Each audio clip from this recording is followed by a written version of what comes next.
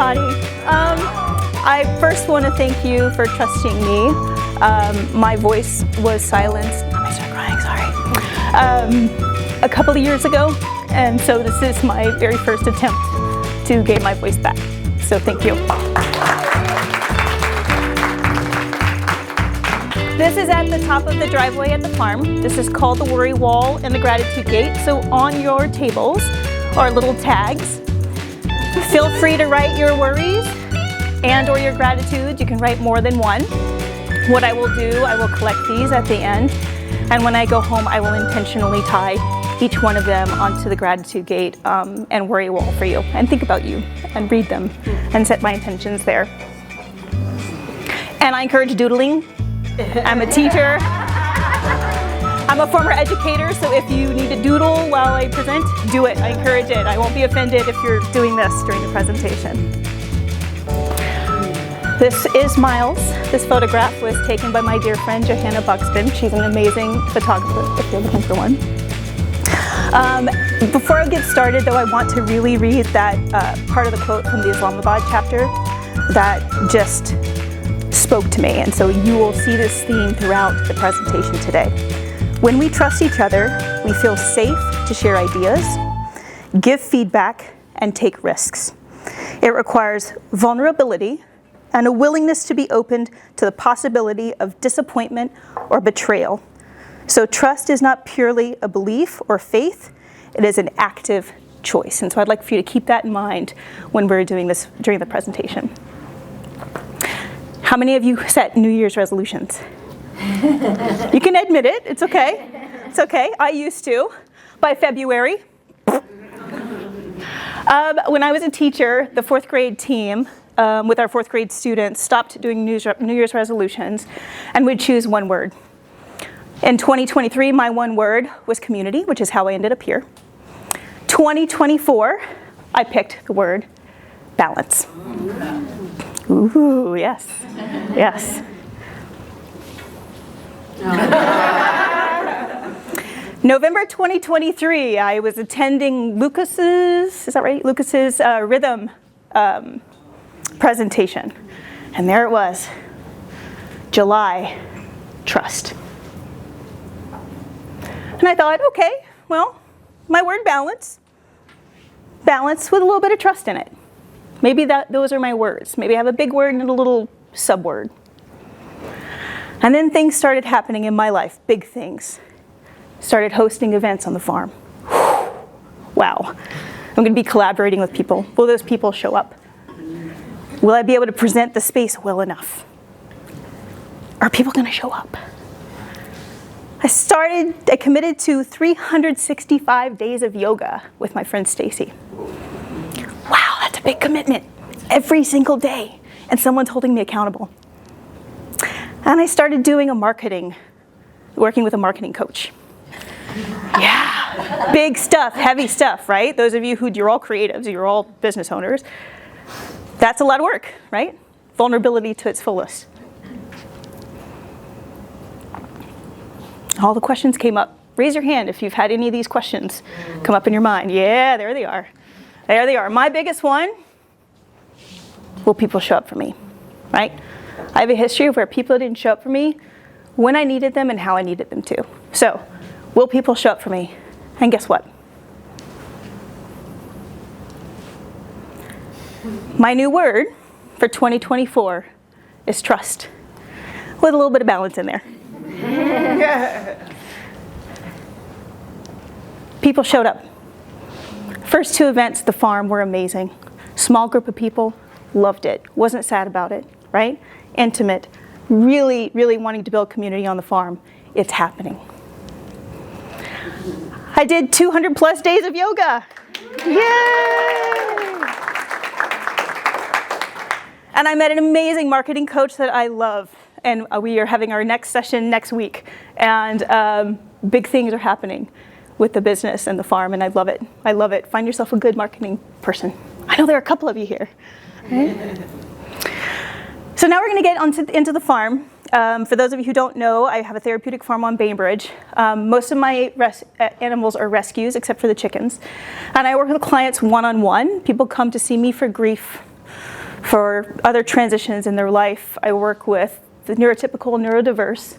And so you'll hear two stories from the farm. First one is going to be Theo, our rescue dog from Texas.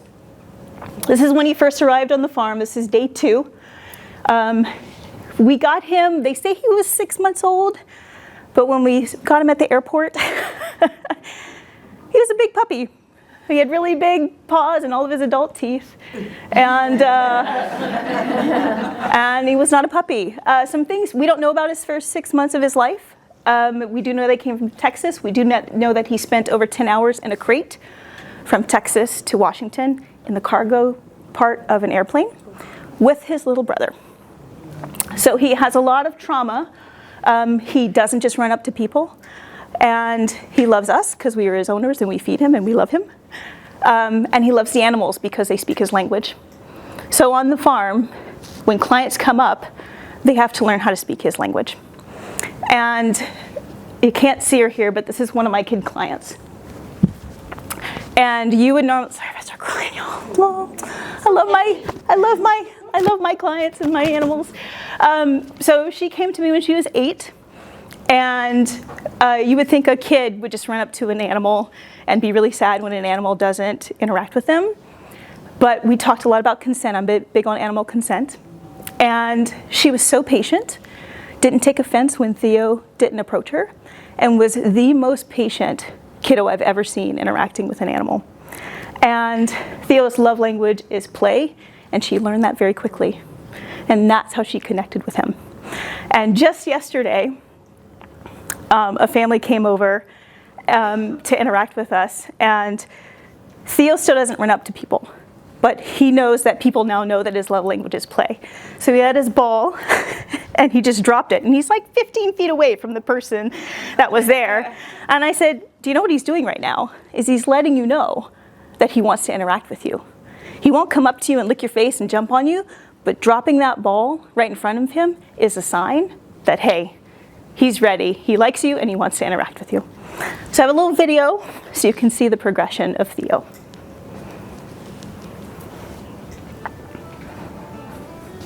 Can y'all hear that okay?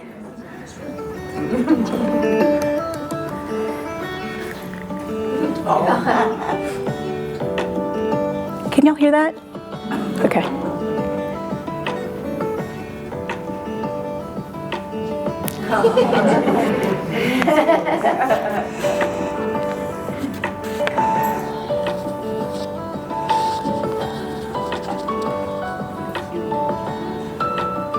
Good boy.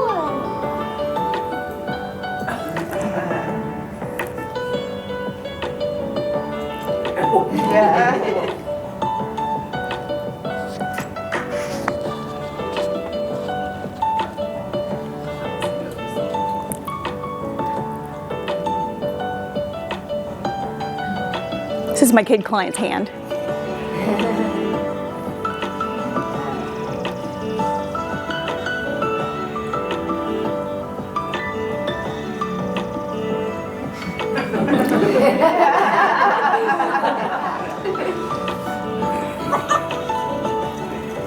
He loves water.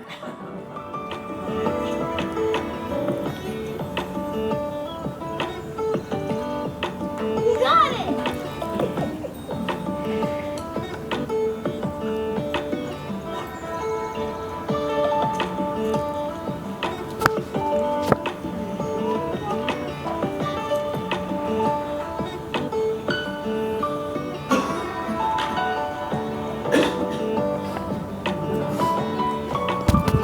Yeah. My sweet Theo. And the patience and kudos to that kid client, right, for recognizing and meeting him where he's at. All right, this next one, this is Katie. I've been working with Katie for almost 2 years. Katie has a traumatic past. And I have permission to share all this, by the way. I don't normally share this, but she's like, tell them my story, Michelle. She was 12 years old, got in a car accident at 12 years old, went into a medically induced coma, woke up at 13 to learn that her mother, little brother, and dog died in the car accident. So Katie has had a lot of physical trauma and a lot of emotional trauma. She has TBI, which is a traumatic brain injury. So she has short-term memory, and she had a trach. You can still see the scar on her neck. But she is the most lively person I've ever met in my life. She does not take anything for granted. And she hangs out with me because she has PTSD. Transitions in her life are really challenging, especially with her short-term memory. And I kind of just want to let her tell you her story. By the way, no one has ever seen this video before. Katie and I have worked really hard together on it. We collaborated on it, and she has been texting me these last couple of weeks. Have you shown the video yet, Michelle? Have you shown the video? So she's really proud of it. I'm really proud of it, and it's a collaboration between the both of us. So we're really proud of it. We hope you like it. Can y'all hear it? Because it's going to be important to hear the voice. Let's wait a minute. It's this headphone. Yeah. Let's wait a minute. Shh, we're trying to talk here. Okay. It's important to hear her voice. So maybe up volume. Yeah, it's all the way up, but is it connected to speakers in some way? Can we connect it to speakers in some way? It's through there. Okay, well, let's see if we can hear it. If we can't hear it, then she has a pretty booming voice, so let's see. I was a huge mess. Can you hear it? I couldn't communicate the correct way at my job. I did not have the tools in my tool belt.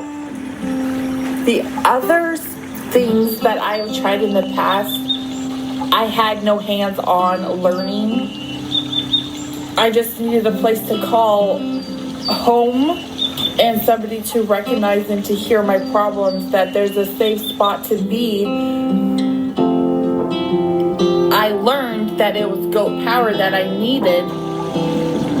It's meeting a new friend, and that friend wants you to come back and play. And I look forward to coming here to see a friend to come back and say, hey buddy, you know, this is what's going on, can you help me or whatever, and you can just like brush them, and that just relieves so much stress and so much frustration.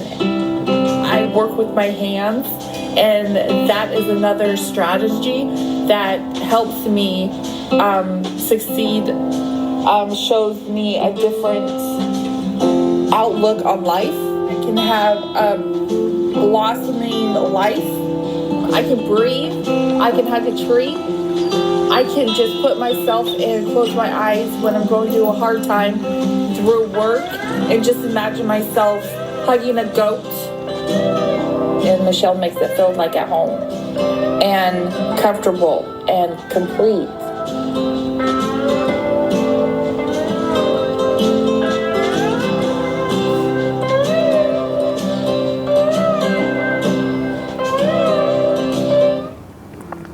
That's my girl, Katie. I'll share your applause with her. She will be so excited.